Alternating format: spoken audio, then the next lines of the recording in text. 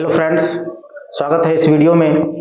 आज के इस वीडियो के माध्यम से हम लोग 8th क्लास का चैप्टर नंबर 2 इंग्लिश पढ़ने वाले हैं।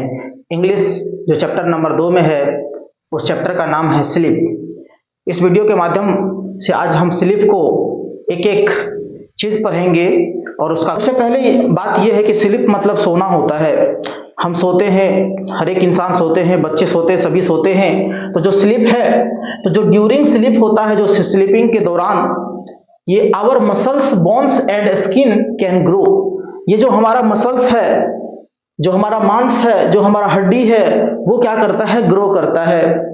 और जो एवरेज एडल्ट स्लीप जो होता है, जो एक एवरेज एडल्ट स्लीप होता है वो 7 आवर और 20 मिनट्स का होता है, यानी 7 घंटा 20 मिनट का होता है।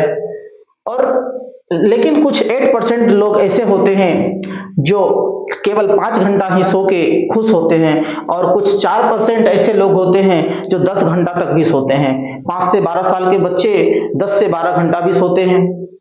तो जो बेबीज हैं, जो छोटे छोटे बच्चे हैं, वो 14 से 18 घंटे सोते हैं।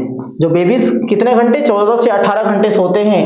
लेकिन पूरे रात में जो हम लोग सोते हैं उनके टोटल 5 स्टेज होते हैं। जो हमारा एक स्लीप साइकिल है, जो हम लोग रात में सोते हैं, उनके 5 स्टेज हैं। जो 5 स्टेज हैं उनमें मैं एक एक स्टेज के बारे में अभी बताऊंगा। तो जो पहला और दूसरा स्टेज है, first stage, first and 2 not in deep sleep. जो हमारा पहला जो स्टेज है और दूसरा जो स्टेज है, यानी एक स्टेज 90 मिनट का होता है। जो फर्स्ट स्टेज है यानी एक स्टेज 90 मिनट यानी 1.5 घंटे का होता है। 1.5 घंटे के हिसाब से यदि हम लगाएंगे तो यानी 3 घंटे तक जब हम रात में सोते हैं, 3 घंटे तक हम डीप स्लीप में नहीं होते हैं, यानी गहरी नींद में नहीं होते हैं। उसके बाद हम लोग जो 3rd और 4th वाला स्टेज है उनमें हम लोग डीप स्लीप में चल जाते हैं। यानी जो रात में हम सोते हैं 3 घंटे के बाद हम लोग डीप स्लीप में चल जाते हैं, यानी गहरी नींद में चल जाते हैं। और 3 घंटे के बाद और 6 घंटे से पहले हम लोग काफी डीप स्लीप में रहते हैं। तो जो 4 एंड 5 जो 3 एंड जो 5 है उनमें हम डीप स्लीप रहते हैं। और जो हमारा ब्रीथिंग है एंड हार्ट रेट वो काफी स्लो रहता है। जो हमारा हार्ट होता है, जो हृदय जो धड़कन होता है वो काफी स्लो हो जाता है। और जो 5 स्टेज होता है, यानी जो सबसे लास्ट वाला स्टेज होता है, जिन्हें हम सुबह में जो हम नींद जो लेते हैं, यानी 3 बजे के बाद लगभग जो हम लोग जो लेते हैं रात में, वो उस स्टेज में क्या होता है दोस्तों, उस स्टेज में हमारा जो ब्रेन होता है वो एक्टिव हो जाता है। हमारा ब्रेन एक्टिव हो जाता है, यानी थोड़ा सा किसी चीज को यदि हम सुनते हैं तो हमारा नींद जो है वो खुल जाता है। जो ब्रेन होता है वो एक्टिव हो जाता है।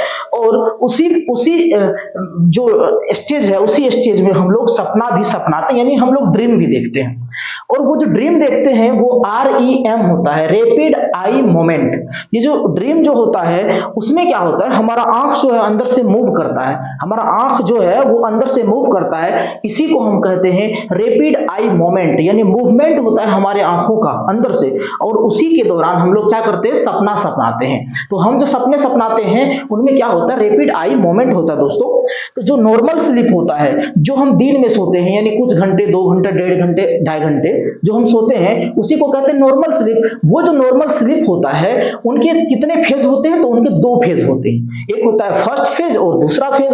तो जो नॉर्मल स्लीप होता है वो फेज 1 होता है, और जो फेज 1 होता है उनमें हम लोग नो ड्रीमिंग, यानी उनमें सपना नहीं सपनाते। लेकिन जो फेज 2 होता है, जैसे हम लोग दिन में सोते हैं, तो जो 1-1.5 घंटे तक है ना, तो उसमें हम लोग सपना नहीं सपनाएंगे। सपना कब सपनाते हैं, 2 घंटे के बाद यदि कोई सो रहा है, 3 घंटे, 4 घंटे, 5 घंटे, इस तरह से जो लास्ट वाला जो पीरियड होगा, जो ये लास्ट वाला जो फेज होगा, उसमें क्या होता है, हम लोग ड्रीमिंग देखते हैं, यानी हम लोग सपना देखते हैं।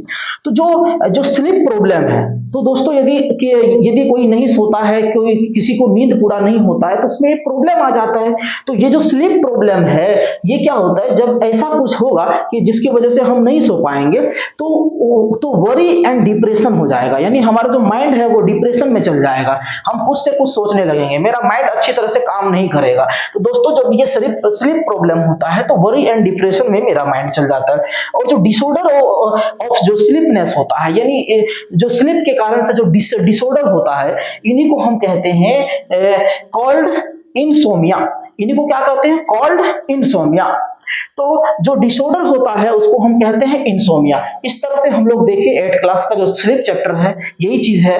और यदि आपको इतना चीज पता है तो आप लगभग स्लीप चैप्टर का एक एक क्वेश्चन भी आप कर सकते हैं। दोस्तों यदि ये चैप्टर अच्छा लगा हो तो एक लाइक बनता है। यदि हमारे चैनल को अभी तक आप सब्सक्राइब नहीं किया तो कृपया सब्सक्राइब कर ले, और यदि बेल आइकन की घंटी को दबा देंगे तो आपके जो फोन पर है वो नए नए नोटिफिकेशन पहुंचेगा। जय हिंद, जय भारत, इन्हीं के साथ बाय।